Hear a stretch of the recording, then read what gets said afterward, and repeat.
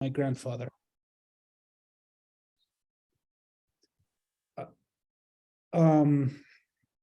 In order for all of us actually to understand why is this happening, why do Palestinians still resist, and what is happening on the ground right now, I think that most importantly, we have to discuss the aftermath of the Nakba. So the Nakba happened in 1948. Personal opinion, the Nakba never stopped. It started at a certain point in time, and it still continued until the day, because there was no significant shift in attitude toward Palestinianism or Palestinian in general. I think that people basically, even like, okay, I'll try to like keep it to my own experience. So my father was born in the 50s. He was born basically after the Nakba. He never witnessed, ethnic cleansing or any kind of war that happened, with Palestinians. But I believe that his generation, I want to like be extremely clear about like why I chose my dad, because I think this is the most important aspect of like the Palestinian trauma, the intergenerational trauma. So my dad was basically, he instilled fear in us about any kind of activism, any kind of like speaking out against any injustices. Just like need to, in Arabic, we say there's a very important, very well-known saying that basically you need to walk alongside the wall. It means that like you don't walk between people, you always like have your back against the wall so that nobody attacks you, so that you would always be kind of like on the right side of things. And I think it was an approach that basically was adopted after feeling that he lost everything. And when I'm talking about my dad, it is an observation that I think that it happened to every single person from that generation. Like I am a second generation Palestinian after the Nakba. He was the first generation after the Nakba. So I'm gonna keep it limited to the first generation, because I think that it's like things started shifting recently, but we'll get to that a little bit later. For now, this kind of trauma basically was that he lived a very, or his predecessor, how do you say it? Like the people who came before him? Predecessors, thank you. That's my wife right next to me. They basically they lived a wealthy life. They lived a relatively happy life. And after 1948, everything changed. People became, the first generation after the Nakba, became kind of like with a lot of hostility, a lot of anger management issues, and didn't really know how to figure out themselves, because they didn't realize, or they didn't even had the word trauma in their lexicon. They didn't know how to treat it, and they didn't know how to overcome it, basically. And this trauma, obviously, like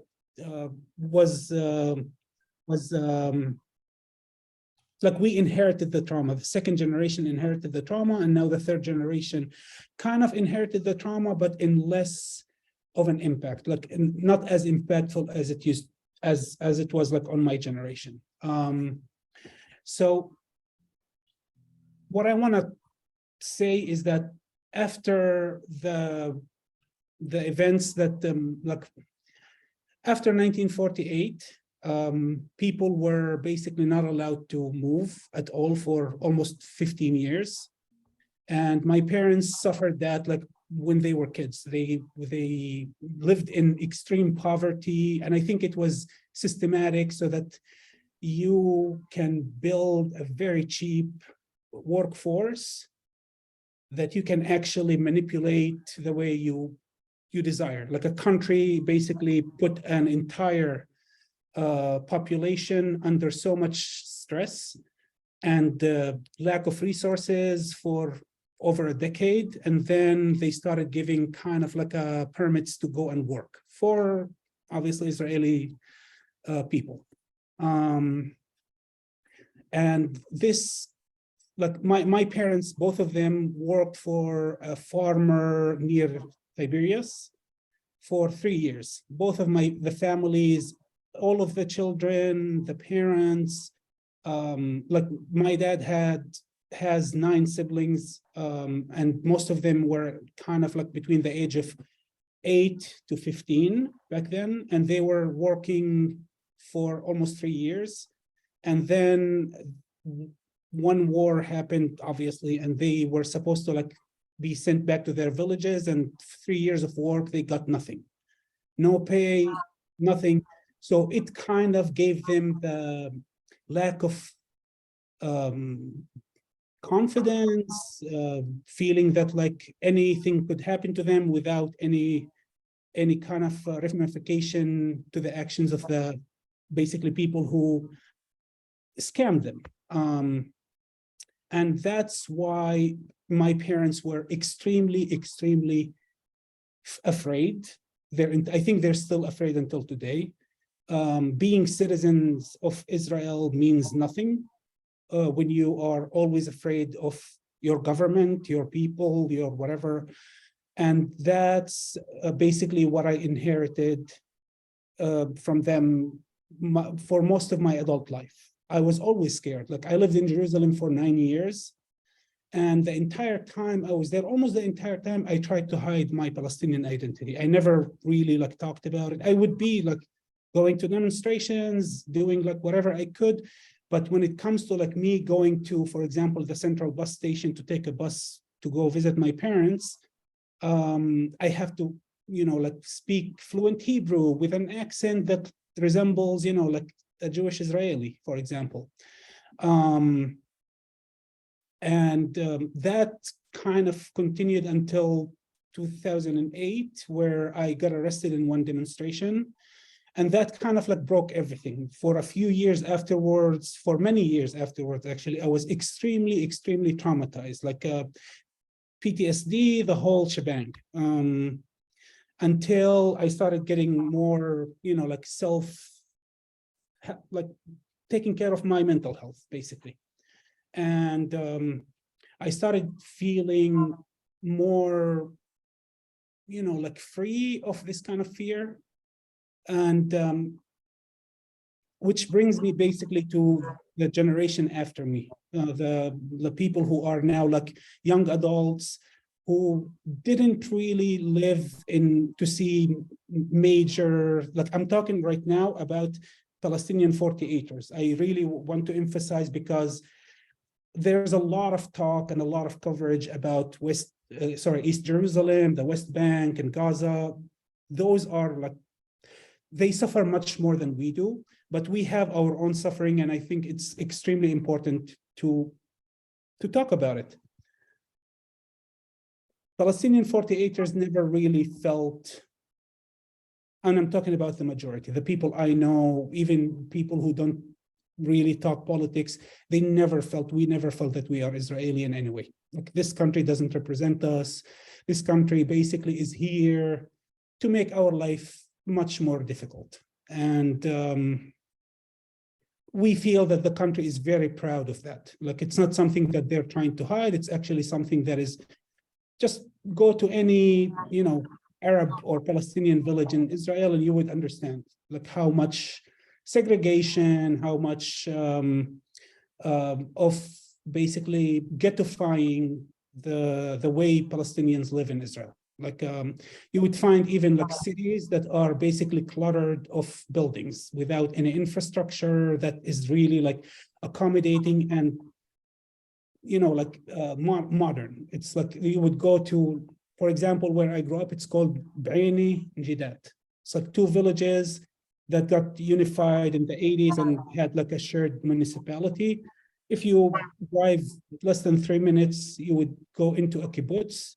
That is like a fraction of the population of the village, but probably like 10-fold, if not even 20-fold, the resources that they get. And it's all intentional. It's all like who do we prefer, Jewish Israelis or Arab Israelis? So the answer is always going to be, like this is a nation state for a specific group of people, and everybody else here is like it's kind of a favor for them to stay here.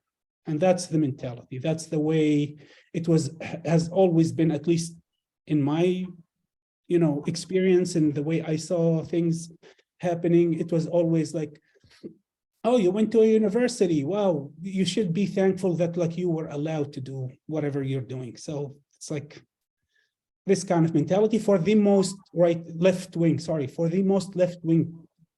liberal, supposedly people that I knew. Obviously, there are a lot of Israelis who oppose this and they are for equal rights for everyone, but unfortunately, there are an insignificant minority still. Which now takes me to what is happening now and why did I mention what I mentioned for, like as a kind of like a preparation for, is there going to be a third intifada? In my opinion, a third intifada has been already in the works for a few years. I think that like since 2021, in May 2021, where basically we call it in Arabic Habbat al-Karami, which means the dignity uprising that happened, where basically pogroms, people getting attacked in their houses in mixed cities. And I say mixed because they don't really mix, they just have Jews and Arabs living in the same cities, but they don't really interact that much. Like Led, for example, or Akka, Acre, or Haifa, where basically people got seriously attacked, and Palestinians were the ones later on being prosecuted and showed that like there was like kind of an anarchy happening.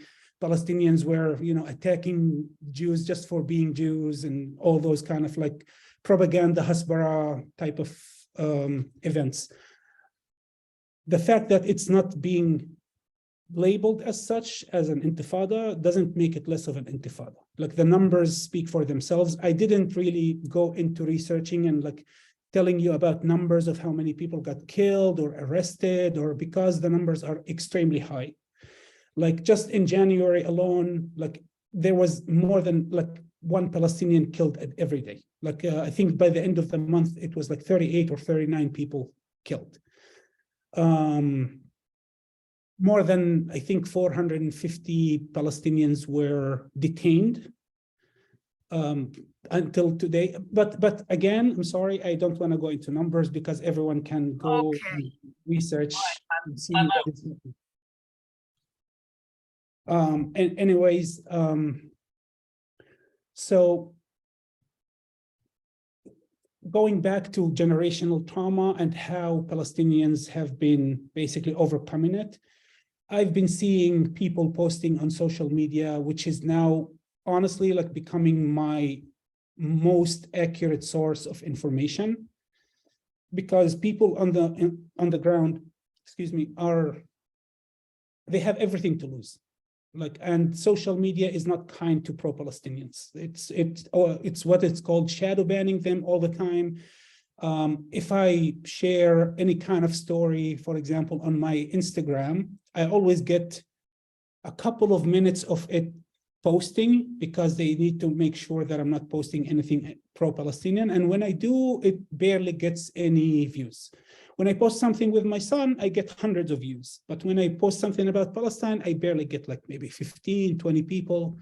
So the engagement gets much lower, obviously. So Palestinians who are now kind of like the young adults have been mobilizing in every way possible to make things kind of like more, and I'm talking about information wise. I'm not talking about them, flooding the streets and going demonstration, because people are extremely tired of those things. We feel that the world doesn't really care about what is happening in Palestine because it has been happening for quite a while now. but they try to make information available to humans, not governments, not, organizations, because we rely on, international support from people. We think that this is the only way for us to actually make a change and pressure kind of governments later on to sanction Israel for what it has been doing for decades now.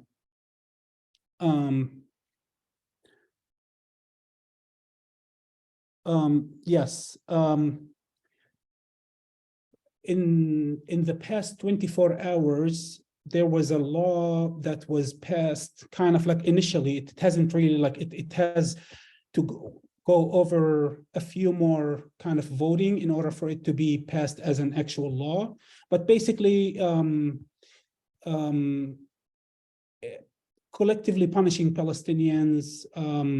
One of them, the law states that if you are convicted of terrorism or inciting for terrorism, then you can lose your citizenship, residency, and be deported, which basically is a law designed only for Palestinians, because the word terrorist in Israel means Palestinian.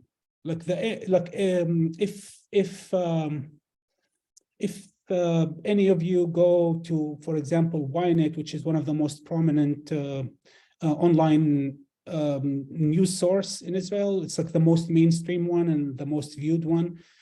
It would talk about Palestinians at any given moment. Like you would have videos, for example, of a person being killed for no apparent reason other than being a Palestinian. They immediately label him as a terrorist. This way, it's less of a headache to explain to the world that oh, we made a mistake. No, we suspected that he was a terrorist. Maybe we were wrong, but at least we were fighting, terrorism and not unarmed civilians. 1 second.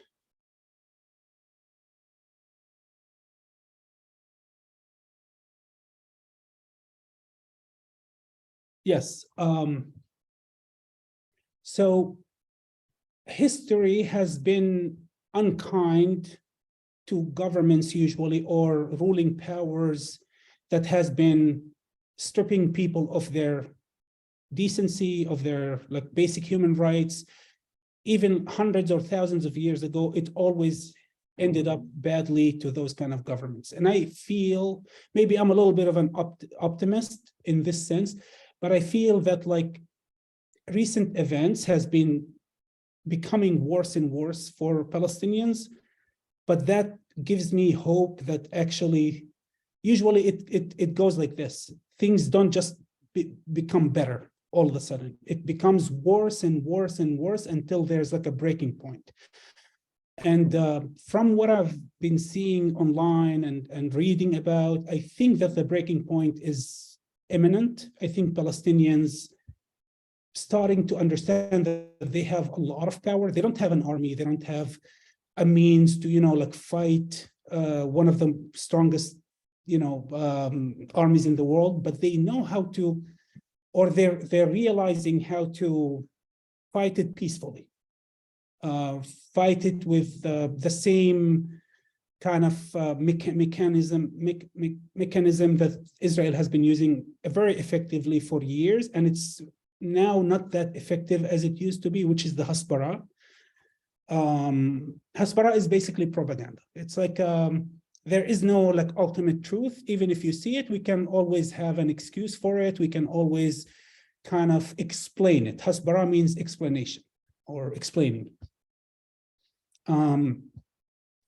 So in order for any nation to actually gain freedom, it's not going to be given. It has to be taken. And I think that there has been a lot happening, at least I'm talking about Palestinians within Israel, Israeli citizens who are Palestinian in ethnicity. They have been improving a lot. They know how to defend themselves legally in a lot of ways, and they have there have been a lot of success, although for example, since May 2021, hundreds of people got arrested. Most of them were actually, they gained their freedom back. They knew how to legally defend themselves, and they hired good lawyers with good organization that helped a lot of them. A lot of them are still in prison until today for trying to protect themselves, being accused of things that are ridiculous. I know of people who were imprisoned for no reason other than trying to call the police. So it is tricky still, but I think that the new approach for younger people is basically, no, we are not going to be living this life anymore. We want our freedom, we want our rights, and we want our equality.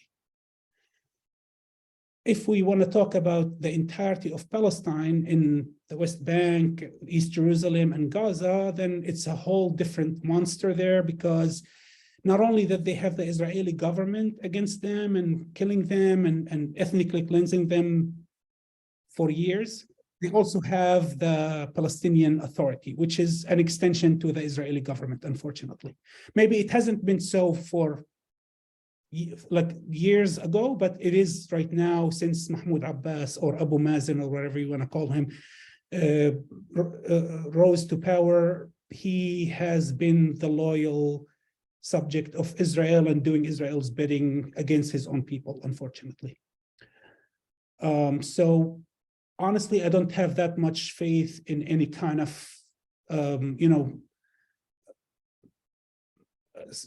movement that would develop in Palestine any time soon. But I do have a lot of faith in Israeli Palestinians, or Palestinians in Israel, or I don't know. It's every time I say it, honestly, I feel a little bit more weird about it, because people don't really understand that there could be, okay, an Israeli Palestinian or a Palestinian Israeli without any issues, but the whole system itself is built in a way that no, we need this to keep happening, because apparently there is profit involved, or I believe that in order for some people to thrive, sometimes they need to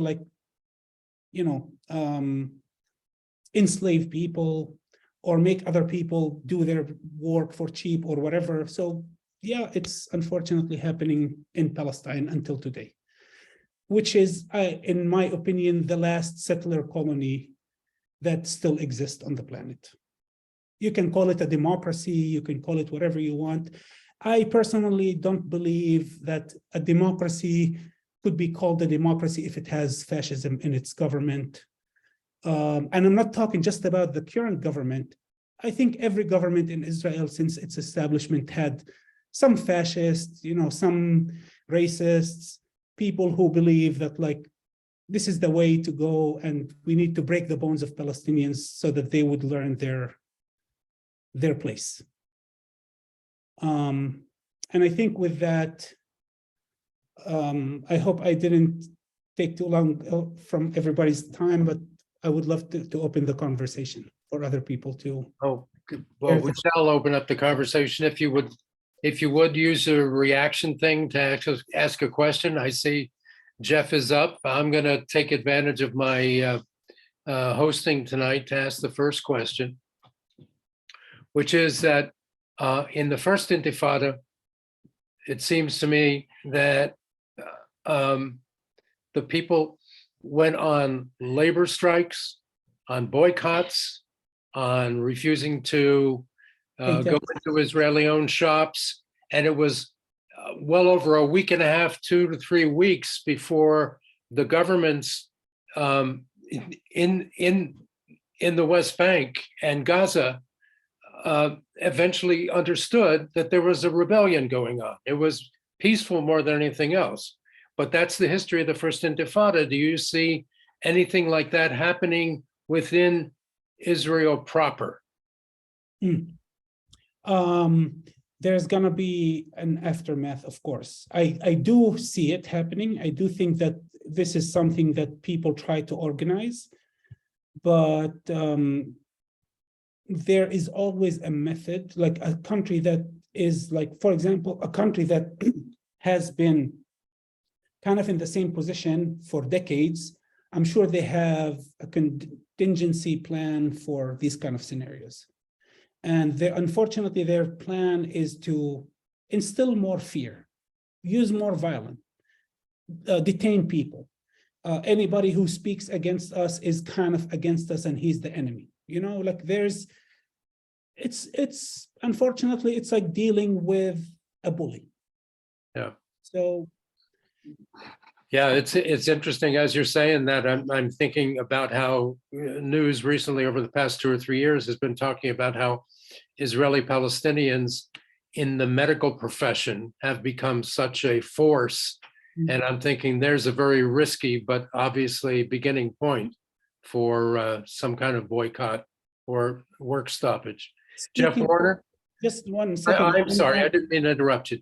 No, no problem. I just want to add on the point that you just stated, Israel considered people, Palestinians working in the healthcare, and I can send everybody the article. They consider them a threat, an existential threat.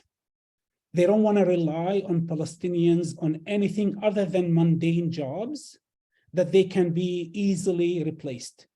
So the fact that any Arab or Palestinian working as a doctor or as a nurse or as a help in a hospital being considered to be an existential threat, it shows you about how the entirety of Palestine in the eyes of Israel, in the eyes of. And unfortunately, when I say Israel, a lot of people come and like say, well, you're talking about the government. Honestly, I don't just talk about the government anymore, because I see what people react. I see that, like, there are a lot of Israelis, obviously, who aren't, who aren't really, fond of this kind of approach that the government is taking and has been taking for a long time. But, look at what they have been electing for, Benjamin Netanyahu. This is his 6th time being a prime minister. Yeah. And I think that I'm almost 39 years old, and I haven't seen a day in my 39 years. Maybe like I started like realizing things when I was 15, right? But in the time since I started realizing things, I've never seen any kind of like, let's give them a little bit of hope. Let's give Palestinians, Israeli citizens, right? Like, let's, okay, treat Palestinians in the West Bank as enemies, sure. Treat the ones in Gaza as enemies, sure. But the ones who are living and paying taxes in Israel should at least get a little bit of, like just a glimpse of hope. Yeah. But it never happens. Okay, we got 2 questions online. Jeff Warner first, Uri Talio after him. If you want to ask a question or comment on something Thayer has said, please use the reaction button and raise your hand. Jeff, you're up.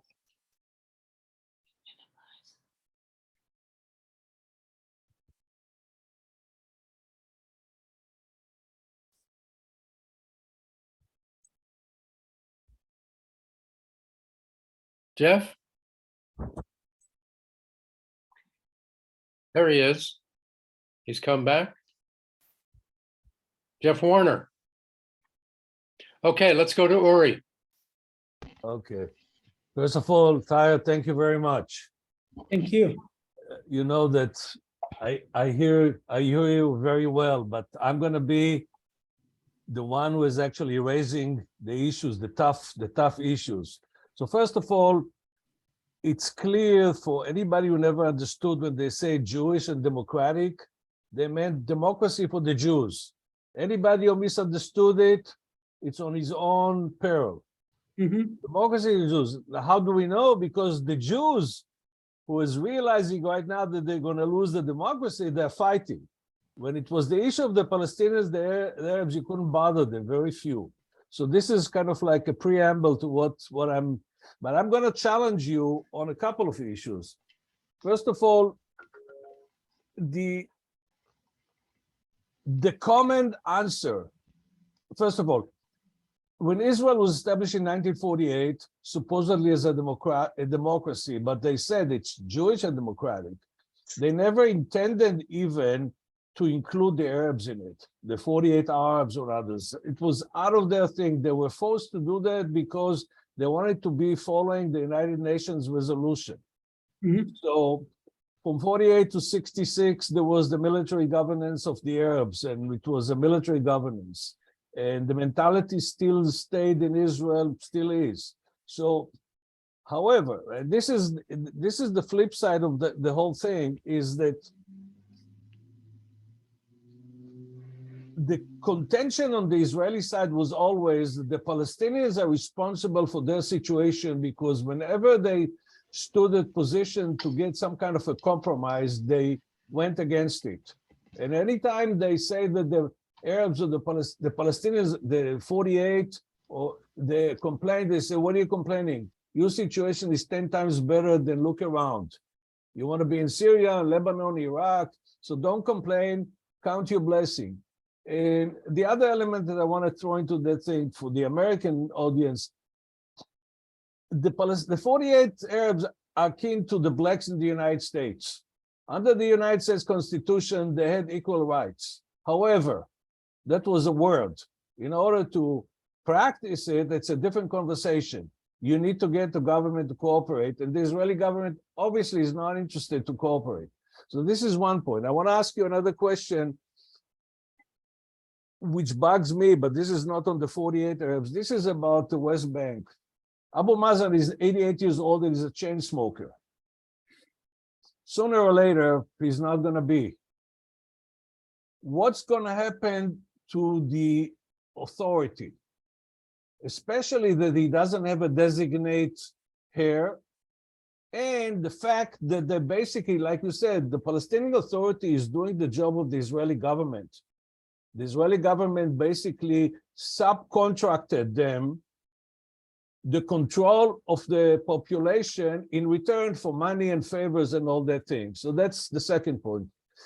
I'll get you a chance. I have a lot of other things, but I don't want to take all the time, all the. Well, okay, so I agree with you on all what you just said. The Palestinian Authority was designed since, they put Abu Mazen in power, Mahmoud Abbas in power. It was designed. It doesn't matter if it's Mahmoud Abbas or Shti or anyone in the Palestinian Authority would continue doing exactly the same job that his predecessor, after he is long gone, they're going to keep doing the same thing because it is a profitable game for them. That's all. Like Palestinians, like for example, Nizar Banat, if anybody heard that name, he was a prominent Palestinian activist who was killed cold-bloodedly by the Palestinian Authority just because he was making videos criticizing the Palestinian Authority. He rarely spoke against Israel, although like it was obviously his approach about like occupation and all of it, but he was basically making videos against the Palestinian Authority. And for that, he was beaten to death. No one was found accountable. I don't believe that, it was a command from any Israeli official, we need you like to go and kill this person. I think it was them just feeling uncomfortable that he was saying exactly what they were doing. They were basically minions of the Israeli government. That's all they are. The other point that you also said, it's kind of like that it's their fault, it's the Palestinian fault for never accepting any kind of deal or something like that. I don't believe that, because this is the Israeli Hasbara way. It's not really in the truth about what is happening, because I don't believe that Israel ever wanted an actual two-state solution, at least from the actions. Maybe they were talking about it, they were with American politicians, with European politicians, with people from the EU. That's what they would say. But on the ground, there's always been more settlements. There always been annexing more land. And just the other day, the Israeli government basically appropriated 9 new, I don't even want to call them settlements, ma'khazim, which is basically like tiny, like tents or caravan compounds. They call it outpost. Outposts. Thank you. That it is, it shows like any kind of permanent solution is out of the question. I think that the whole approach is to annex every piece of the land and try to deal with the people later. Right now, what the strategy has been enforced by Israeli government is like keep taking more and more surround villages, make Khan al-Ahmar illegal and evict everyone, go to Msafir Yatta and take people and families who lived there for generations without even being allowed to build anything. Like I know of people in, for example, Msafir Yatta, which is in the West Bank, that built over 250 times. As soon as they build tents or anything a little bit more permanent, and immediately there's a demolition happening there. Last week, a person who was seriously injured by an Israeli soldier bullet, he was basically living in Msafir Yatta in a cave for over 8 months that he was being treated by his mom, and he died eventually. But like, you wouldn't hear about that anywhere, probably in any mainstream media, because it's not important. This is not serving any kind of, arms deal or any kind of, I don't know. Why I said arms deal, in my perspective, Israel is a huge military outpost. That's all it is. There are people there, obviously, but the complete majority of people there are trained as soldiers, as people who work in the military, not necessarily combatant soldiers, but it's a country that is a huge outpost.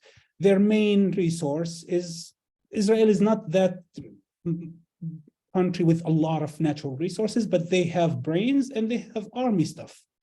And they want to, like, for example, I'm sorry, it's not the same topic, but it's kind of important, like to give a little bit of an analysis about like how I see Israel and how people like myself, Palestinians and Palestinian 48ers, like my own country, how the way I see it, it's basically an arms dealing state that is profiting and using their technology, their resources against an unarmed nation, an unarmed people, group of people.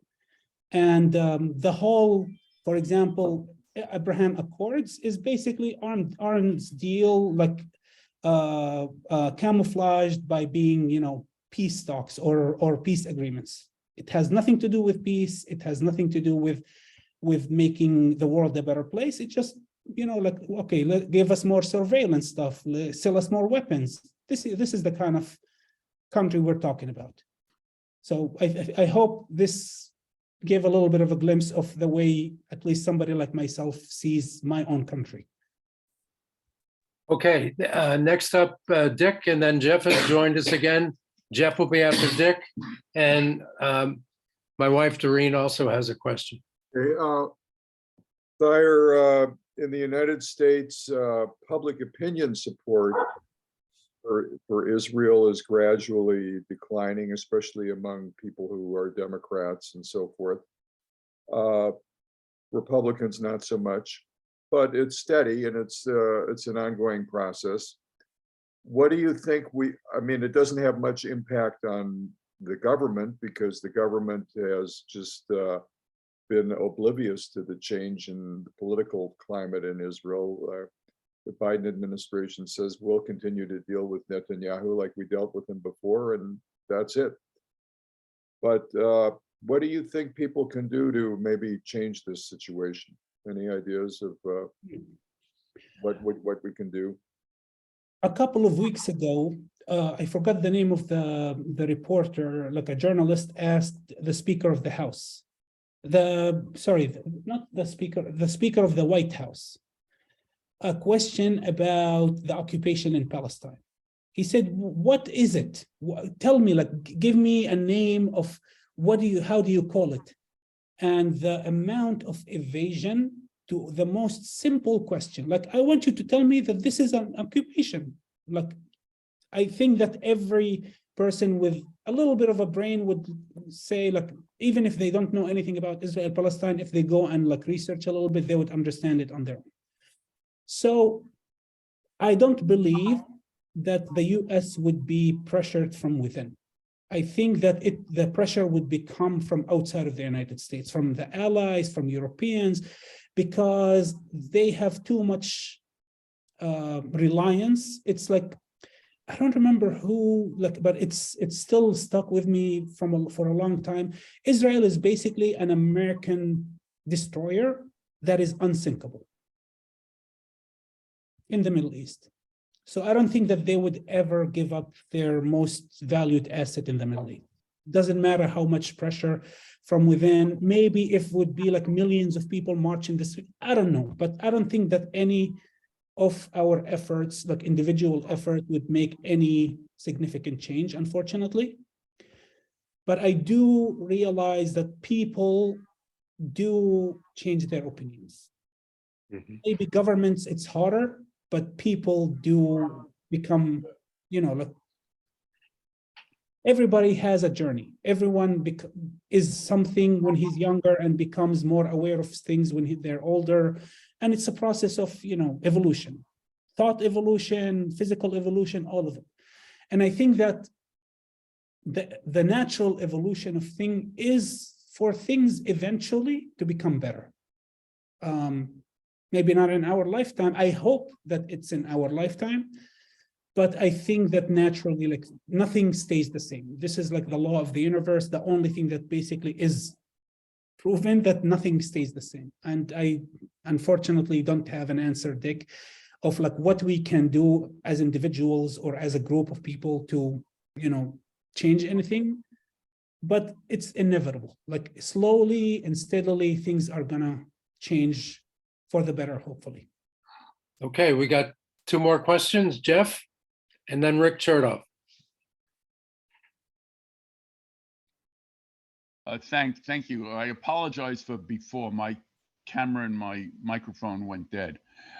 Thea, you said that a third intifada has started, and I want to expand on Tony's question.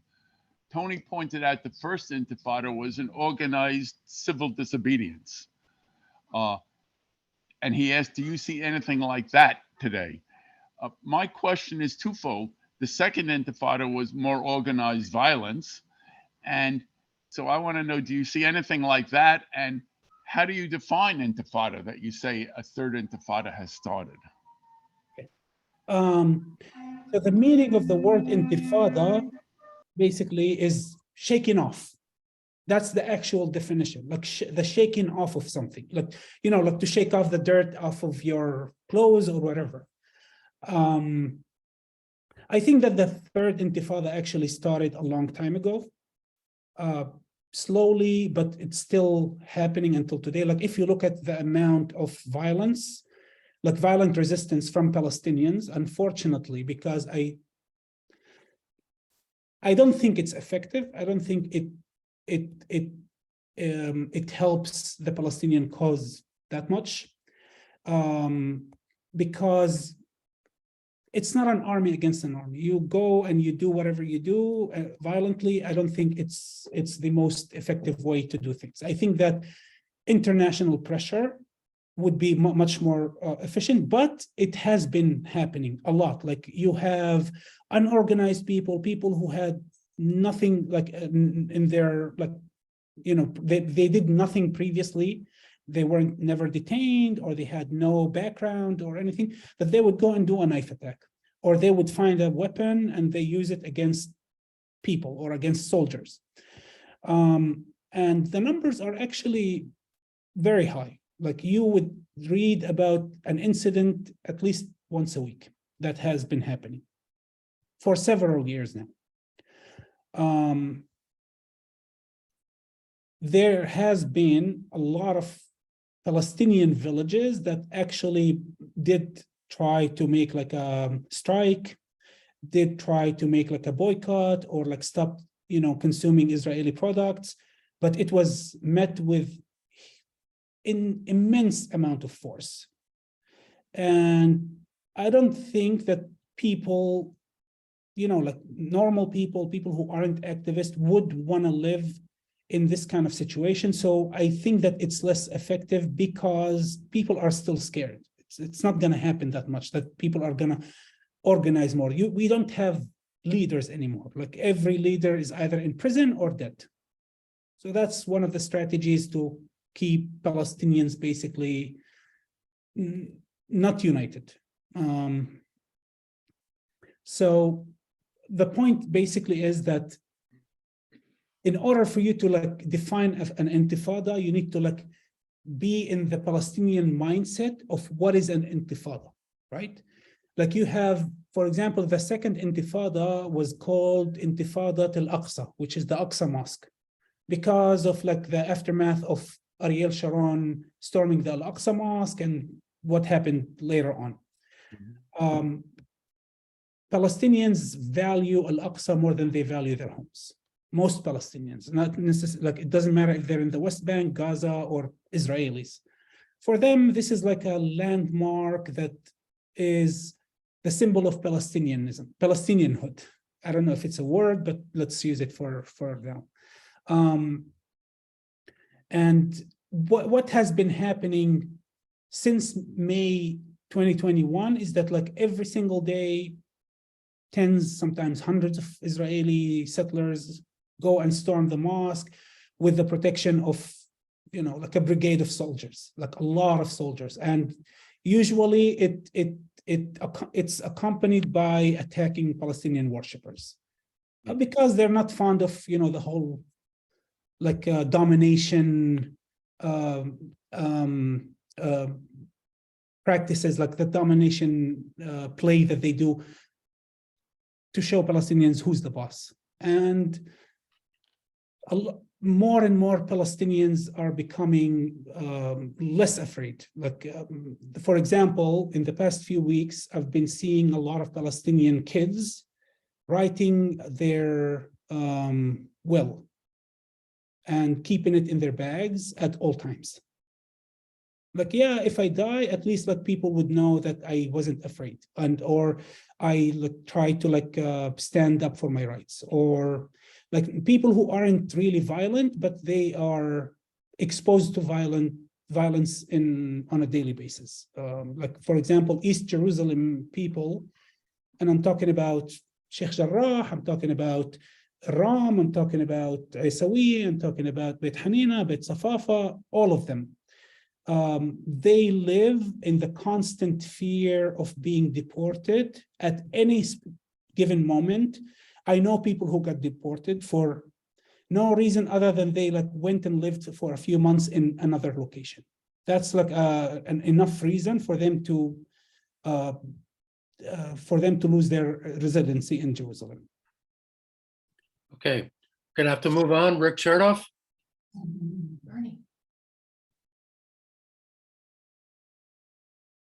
You're muted. Hi, thank you very much, Thayer. I appreciate the whole conversation. So I'm going to take issue with the pessimism about changing American policy. Why not? It's fun. It's fun because I want to cite two data points that will make it a little more fun. The best data we have on American Jewish opinion is something that would be absolutely unthinkable 10 years ago, which is that 25% of the American Jewish population would agree with the statement that Israel is an apartheid state. The word was unknown 10, 15 years ago in this context. 25%, youth, 35%. The percentage of American Jews who agree that Israel is committing genocide, 15%. This was all unheard of. Okay. Many of you, probably most of you, know about the Betty McCollum bill, which is to condition American taxpayer money aid to Israel, to the Israeli military, because of abuse of Palestinian children. Started off with 5 co-signers. It has over 30 now. It was a couple of years ago. It's building. You know, Rome wasn't built in a day, but there is a lot of movement that did not exist a long time ago. And if you listen to Richard Falk, which I'm sure many of you have, he'll tell you the real battle here is not about who's got the most guns. That's not who wins anymore. The legitimacy is the issue.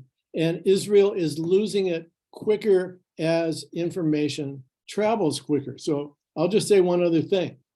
If you want to know what to do, you can start doing what the Zionist lobby, the synagogues and the ADL and the rest of them do. You can visit your congressman en masse. You can try and visit them every week. We've never tried that. Nobody's doing that.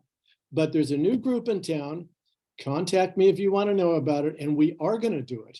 And we're going to build it and build it, because when you get somebody in front of a congressman's staff, because you're not going to see them, right? They're not going to talk to you. They report. They get paid to report. And I can tell you that stuff from from outlawing smoking in restaurants and outlawing smoking in other places. One of my best friends did that. They got pushed back and pushed back and pushed back, and they won. So I'm not saying it's easy.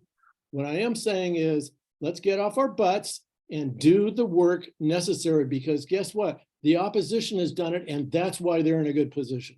So there is something to do. Yeah. Okay. Yossi?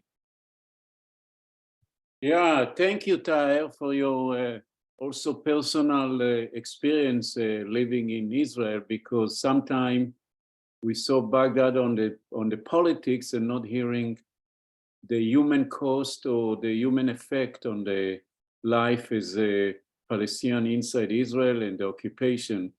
I want to bring another aspect that I think maybe I call it an opportunity. Mm-hmm. Why I'm saying opportunity? I assume you're very much aware, and all of you, about a huge demonstration in Israel to preserve what they call the Israeli Jewish democracy. There are some participations, beginning of participations of Palestinians or citizens of Israel, and they're slowly penetrating to it. And why I'm saying it, because these news that coming to United States, giving very bad picture of Israel. People use the word hasbara, the explanations.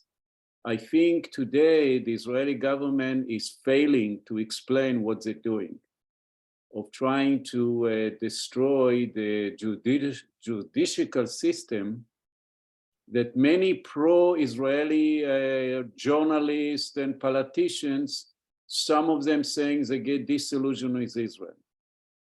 And why is the opportunity? Because one of the bloc that marching every week, every Saturday, it's called the anti-occupation bloc. Under the slogan, there is no democracy with occupations. And I think this piece can bring up to United States. Because if people get disillusioned with the current Israeli government, the discussion about the occupations, that it's undemocratic, even from the US value point of view, if I can put, I think it's an open opportunity. Because it will be very difficult to take a liberal Democrat today, even politicians, and they will try to defend what's today's Israeli government. They feel very uncomfortable. And they might be open to hear farther than just talking about Jewish democracy, but also to say that what's happening in the occupied territories is actually military dictatorship. And how you, a congressman, deal with a military dictatorship while inside Israel is more relative democracy. How do you handle this? And because it's so, some of them becoming so disillusioned with Israeli government, the Israeli government now became more vulnerable in the United States. So this is what I call an opportunity. I wonder if you can, and I'm saying it because I know you said it's gonna come from the outside world. No, it's not. Tyre, with this I disagree with you. The European Union and other countries, they're looking at United States. If United States will change, they will change. They don't have, you know, I saw today what happened in the Security Council. I don't know if people have been aware about the discussion. There were a joint resolution by United Arab Emirates and the Palestinians. Where is the other country in the Security Council? Why it's have to be bring? Now, I do not can rely on United Arab Emirates because they very quickly withdraw from this resolution of condemning the new settlements and the outposts and under a little bit pressure. Sorry, yes, I thought they retracted it. They didn't actually. Yeah, they retracted and they came with a very weak statement instead, which is not a binding. It's like the Security Council is worry. I don't know, mud'eged. I don't know how to translate it. Worried. Huh? Worried. Worry, yeah, worry from what's happening, and that's it. And the United States voted for this because they send very strong signal. They will not support any resolution that criticize the Israeli government and take more action, even with this government. So what happened to England? What happened to France? What happened to Russia? What happened to China? They are the one who supposedly challenging the US, but in this case, they were silent. They didn't even say, okay, we can bring some resolution. They didn't make any effort. So it's come back to the US because if something changed, and I agree with Dick that there are some slow changes, and also Rick gave example of changes, at least in a Jewish community. I don't know what's happening outside Jewish community. It's kind of, you know, it's not a subject that people are paying attention so much, but opportunity is that the Israeli government is not very popular, at least among liberal Democrats. It's still popular among the Republicans, but this is not right now a place that you want to put your time because it's like talking to the wall, but at least starting, you know. So, okay, that's what I wanted to say. And if you can react to this. I want to tell you my honest opinion about a specific thing that you mentioned, the UAE or the United Arab Emirates. I perceive that country as a collection, like, not the country as the people, obviously, but the government and the ruling elite and all of those things. It's a collection of mercenaries that are basically doing exactly or trying to be exactly like Israel in their pursuit of, you know, global dominance. Not global dominance in the way like to occupy people, but like to dominate the market in some aspects. One of their highest ranking generals, for example, is actually an Australian citizen. So that shows you like what kind of, they just collect people, minds to set up something. They have zero values and respect for human lives. That's my honest opinion about what I think the UAE government or kingdom or whatever it like calls itself. Now, the fact that Israel is not like being perceived fondly, the Israeli government, obviously, by the current administration, I don't think it makes any difference. Honestly, like I don't think that at the like long run that there's anything significant gonna happen between the relationship between Israel and the US. It's too important. It's like the billions are still being sent to Israel without any kind of, you know, like, oh, we need you like to be a little bit better so that we can give you this amount of money. No, there is no condition.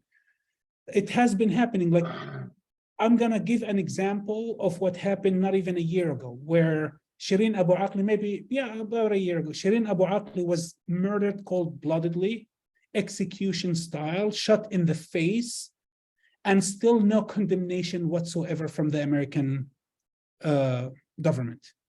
So it shows you that like there is zero respect for human life when it comes to people who are insignificant to the United States. Like Palestinians have no benefit whatsoever to the American empire. They don't add anything to it. They don't have resources. They're just, subjects in another territory that the ruling class of that territory deals a lot with Israel and does with the United States and does its bidding in probably so many ways, like attacking Damascus, for example, a day ago, or doing whatever they want to do. So it's kind of like we are the world dominant or dominating power, and we want to keep that. And the way we keep that is by keeping Israel strong.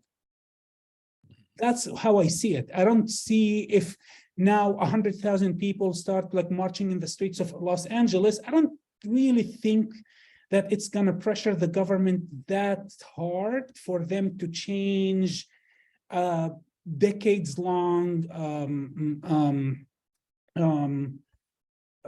what's the word? Like a commitment to Israel's security, they call it, which is not really security, because I honestly don't think that Israel is threatened that much by other countries. I think Israel threatened more countries that it gets threatened by. So that's my opinion about it. Jeff, you have another question?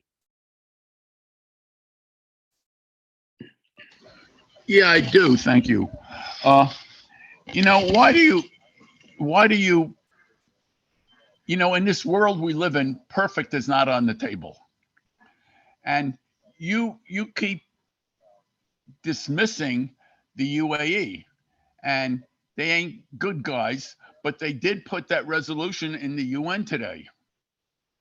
They So you got to recognize that they're not all black, but they do some good things too, and maybe they're someone that can be worked with. I think that the fact that they normalized the relationship with Israel is a sellout. I don't respect that whatsoever. The fact that they immediately established ties, they sent like faster than any other country, like Arab country did. Like Egypt has been normalized with Israel for decades, and they hasn't, like it took them years to actually establish any, let's call it like apparent, probably under the table, they had like relationships a long time ago, but apparent like that and like very in your face type of relationship, it was unprecedented. So I don't expect much from a country like that, where I know people who've been there. I know people who are very critical of the UAE, who lived in the UAE, and it is, like how, like very shiny from the outside, extremely rotten from the inside. And it's hard for me to say this. And again, when I talk about the UAE, I don't talk about the people. I never talk about the people. Like in rare occasions, when I talk about Israel, I say like the majority, unfortunately, of the people are supportive of the government, but I don't really like put any blame into people. I think that the ruling powers are usually the ones that I criticize. And that's what I was talking about the UAE. I have no respect whatsoever to their doing as a government or as a kingdom, or I don't know what's their title, but whatever they are, I don't really respect them. Thyra, might I jump in and bring us back to current situation in Israel? My understanding is, and Uri and Yossi will probably correct me if I get it incorrect, but that if a bill is going to pass the Knesset, it has to be voted on positively 3 times. Yes. And is not the proposed legislation that if any person, including Israelis, although that's a little bit unclear, makes any statement which goes against support of the state, that they will lose their citizenship and be expelled.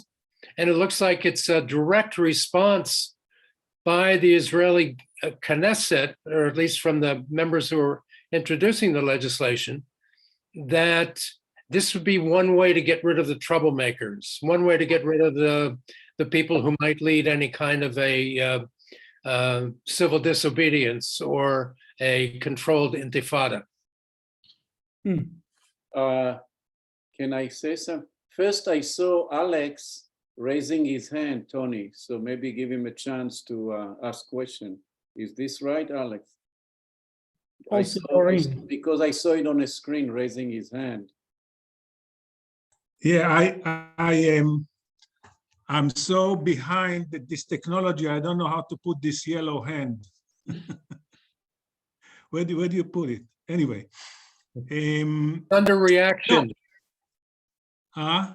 it's Ah. under reactions at the bottom. Okay, thank you. Yeah. You know, what I wanted to say is, you know, I think that unfortunately, you know, Tyre provides a very pessimistic view about how much change can be done by putting pressure on the United States. I can't. The truth of the matter is, I kind of tend to agree with him. I mean, I don't trust that the United States, Biden, or whether Democrats or Republican, I'm talking about the presidents and the major politicians, Schumer, for example, that they will put any major pressure on Israel to change, or that they will reduce the amount of support, economic and military support that is given to Israel. It's true that now in the United Nations, they kind of made a change just yesterday, I believe. But, you know, this is kind of a lip service. And I will believe it only when the United States will really reduce the amount of economic support, the military support, will stop providing the most sophisticated weapons, planes, etc., etc. And at the moment, I'm not very optimistic about this. Doesn't mean that, you know, there should not be efforts to try and change the view of that politician or one politician or another. But, you know, the other thing that is quite discouraging is how more and more Arab countries are also establishing a relationship with Israel. I'm not talking just about the Gulf countries. I'm talking about also Morocco. For example, a country like Morocco that established relationship with Israel. I'm talking about Sudan, apparently, is going to establish relationship. Of course, Jordan and Egypt have had relations. And from what I understand, also there is also an understanding with Saudi Arabia. Now, part of the problem for some countries is, of course, that there's a common enemy, namely Iran.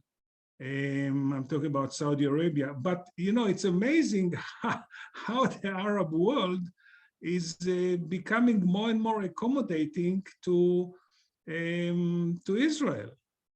And so I wonder what Tyre wants to say about this. Of course, you can always say that this is the ruling classes and so on and so forth, but nonetheless, it's a fact, and those countries are, you know, establishing good relations with Israel. Is kind of getting, from this point of view, stronger. It's not an isolated small country that it used to be maybe in the 50s. It's pretty, you know, very much part of the Middle East, and with good relations. And thousands of Israelis go to visit Qatar and Abu Dhabi and so on and so forth. It's interesting. While the Palestinian conditions are deteriorating, you don't see any reaction among the Arab countries. Sorry.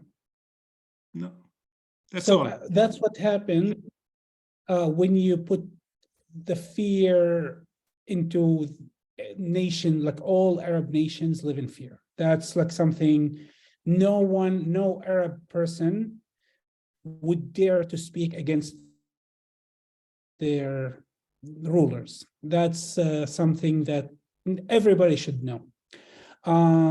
when we talk about the Arab world, we actually talk about the Arab leaders, because if you want to see the Arab world, anyone who saw what happened during World War Cup in Qatar would understand how precious the Palestinian cause is in the eyes of every Arab living on this planet. This is like the sacred of the most sacred things. But those are dictators. Those are, people who are, I don't want to call them puppets, but they are kind of puppety in a lot of ways to the West, to America. They want to keep their power. Like that's all they do. Like there's nothing more to it. When all your efforts and all your energy is channeled towards suppressing the people who you're ruling over so that they wouldn't overtake you, like what happened in Egypt, for example, during the revolution, and then you had the military coup that destroyed everything that they built, supported allegedly by Israel and the United States, because they want an Egypt that is controlled by, people who are aligned with America and Israel. So when we talk about Arab leaders, like I don't expect anything other than normalization, honestly. Like it doesn't matter which country, they all have the same attitude toward their own nation. So why would they be in any way better towards Palestinians? When it comes to, like, for example, the UAE had a very, very strong, well-manned army. And they don't really use it that much, but it is a way for them to show that, like, we have the ability.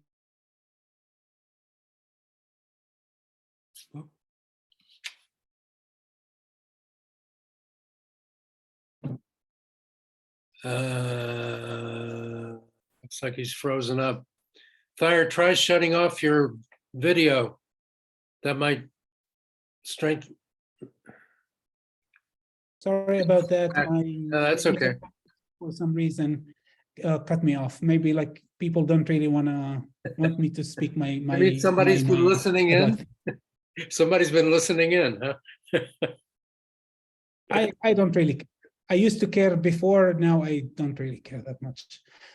So yeah, I have zero faith in any Arab country to do anything to better the conditions in Palestine in general, or for Palestinians.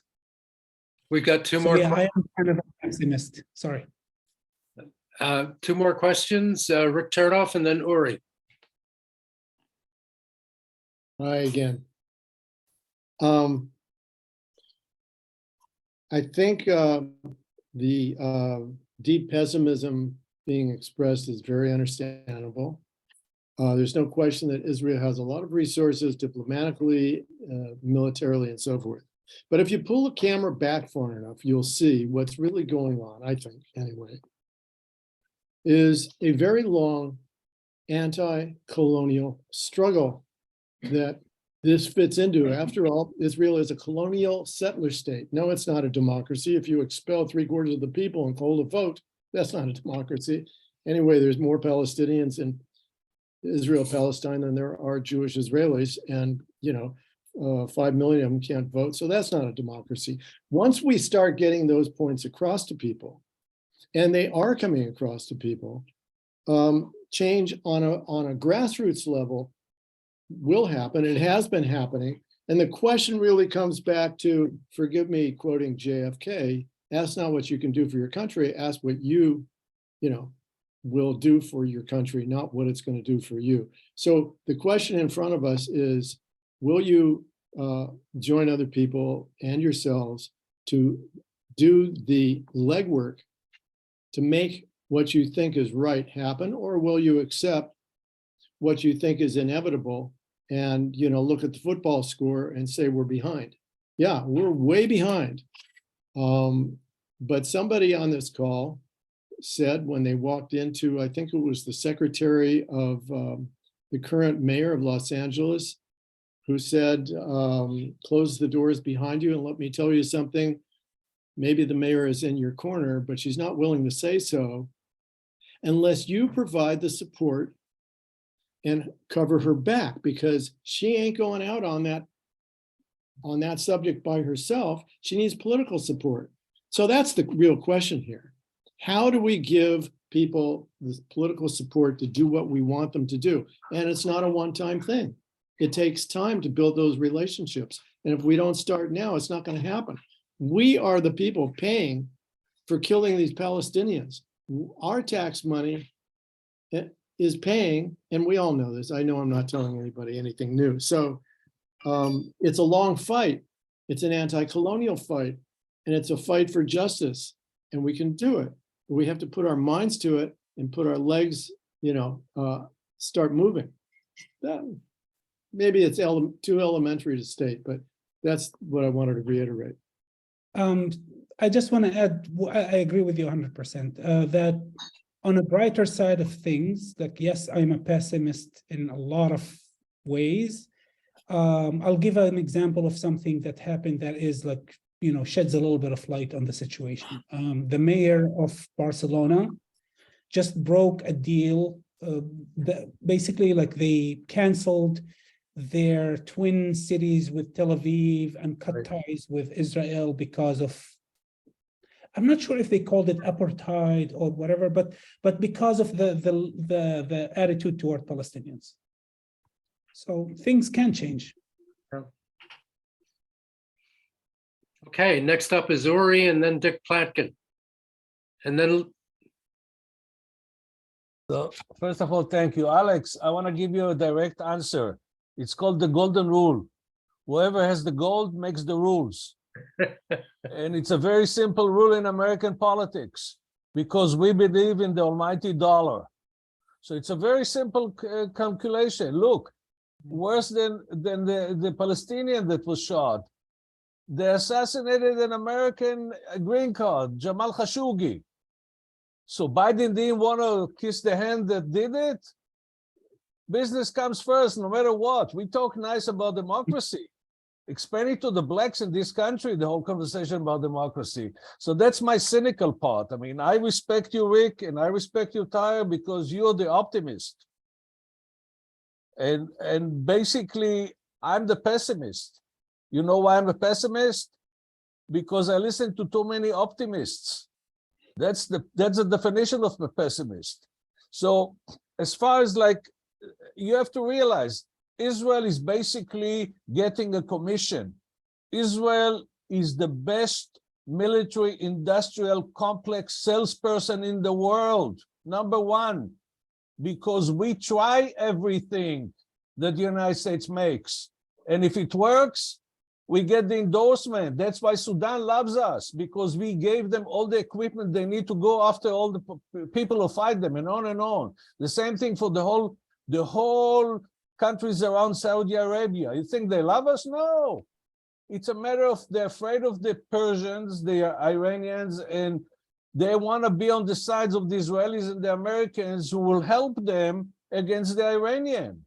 It's a very simple calculation. You think the UAE and Qatar and all that likes Israel? No way. So that didn't stop Qatar from giving 2 or 3 years ago, every month, about $10 or $20 million in cash. They brought cash to the Gaza. That was part of the deal with the Israeli government. So the whole thing is cynical. I mean, Rick, I salute you. You still idealistic from the 60s, and you never weird. I see the whole thing as very cynical, a grab for power. Now, as far as changing the Democratic Party, even if the younger generation moves, it will take another generation or two. Right now, the old guard of the Democratic Party is Biden and Schumer, and they're not going to do anything publicly about Israel. They're doing a lot of push now in Israel behind closed doors. Don't kid yourself. They're putting pressure on Bibi Netanyahu that his wife cannot put on him. They're threatening him really, and he's caught between a rock and a hard place. But this is like fantasy that the Democratic Party is going to change. No way. I mean, even though if you get 30 or 40 or 50 of them to sign the McCollum, okay, so there's 435 of them. So get me off the podium, because I'm the pessimistic. I see the whole cynical ploy happening in Israel, and it looks like Ben Gvir is gonna create the third Intifada by design, because he's interested in that thing. Because the moment there's gonna start a third Intifada, everybody is around the flag. Nobody's going to challenge the democracy, not democracy, democracy for the Jews, cancellation. Everybody stands at attention. It's like it used to be in America when the war, the politics stuck at the sea line, at the borderline. So that's what's going to happen in Israel. Watch out for that thing.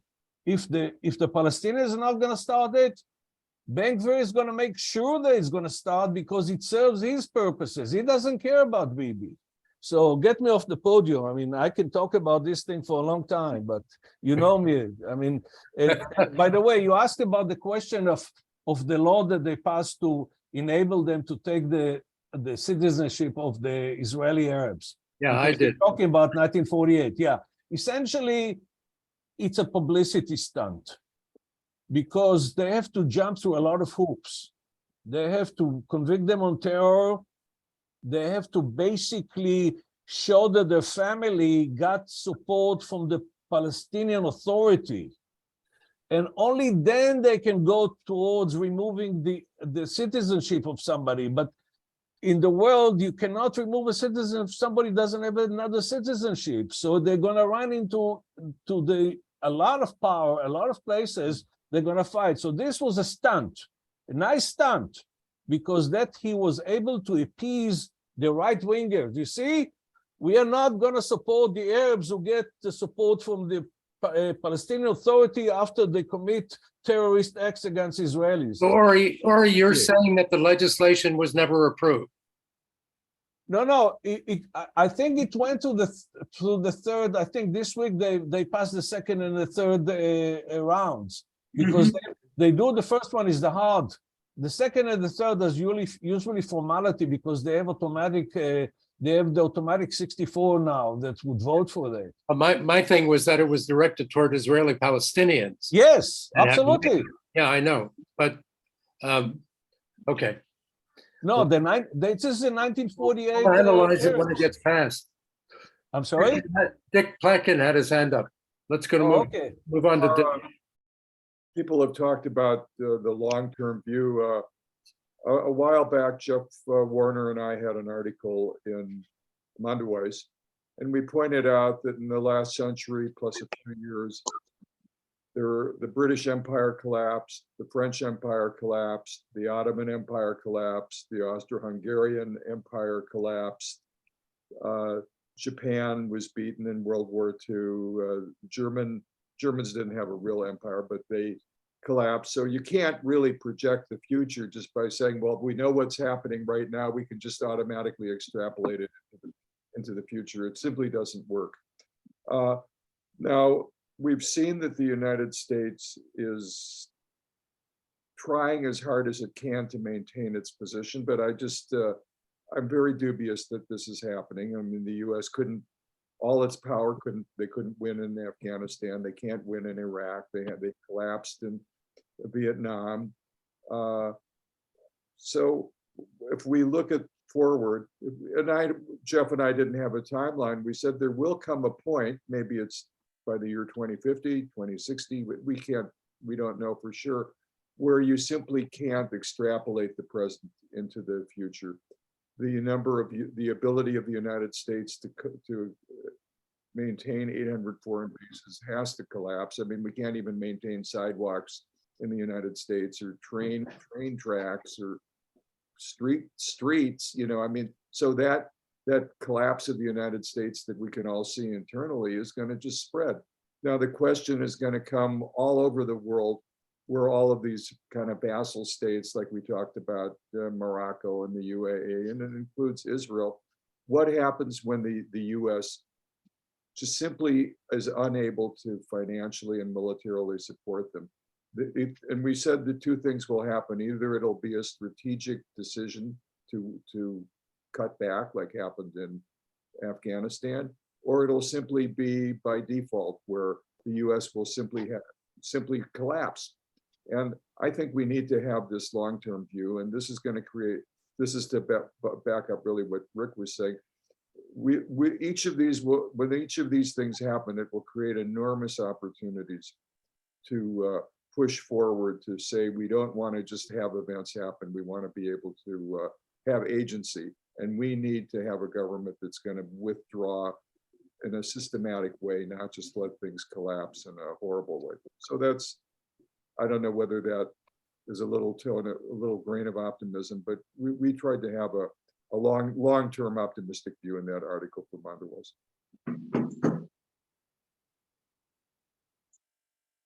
Fire? Tony. Yeah, let me just add one thing to unfortunately support what Uri was saying.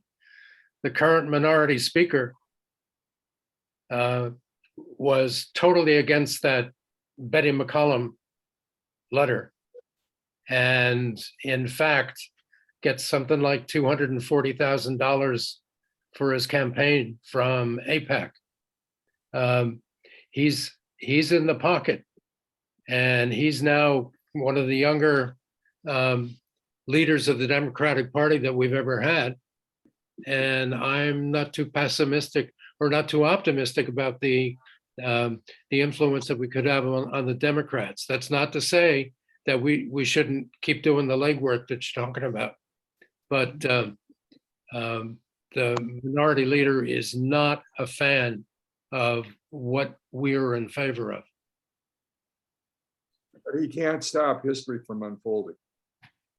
No matter how much money they have, no matter how much the Israel lobby tries to influence things, they can't stop history from unfolding. And history does unfold. You can never just say, well, this is the way it is right now. It's always going to be like this. So, I mean, if that were the case, nobody would ever become a history major. There would never be any historical developments. We would just. Dick, I'm not saying to give up. I'm just saying that look what's No, look that's what the problem is.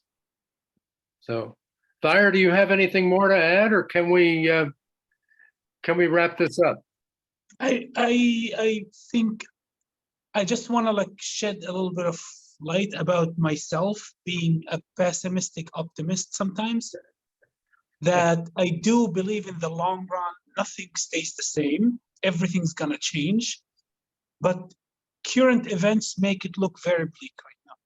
Like Palestinians are gonna suffer more, and they're gonna suffer worse conditions. Obviously, they're gonna get worse and worse before they get better.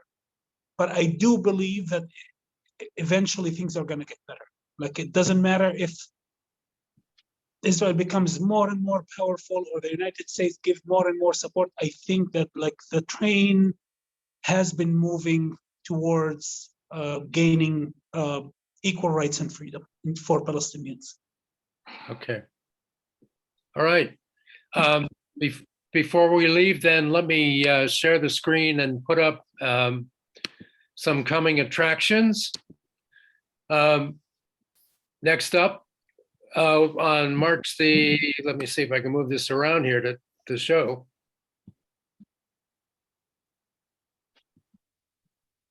Chuck O'Connell and Dick Platkin, a critical analysis of Ken Burns' Holocaust on March 20th. And then on April the 17th, notice the 1 hour early start for the East Coast guests. Tariq Kenny Shawa, challenging anti-boycott legislation in the US. So put a note to put that into your calendar. Have I called on everybody who's had a question, or did we miss anybody? No?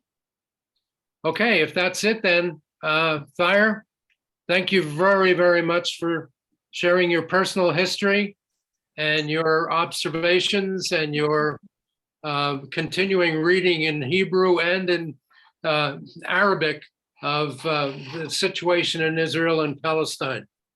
Thank you very much. So much. Thank you so much, Tony. It's always a pleasure. Thank you. Okay. Thank you, everyone. Bye, everybody.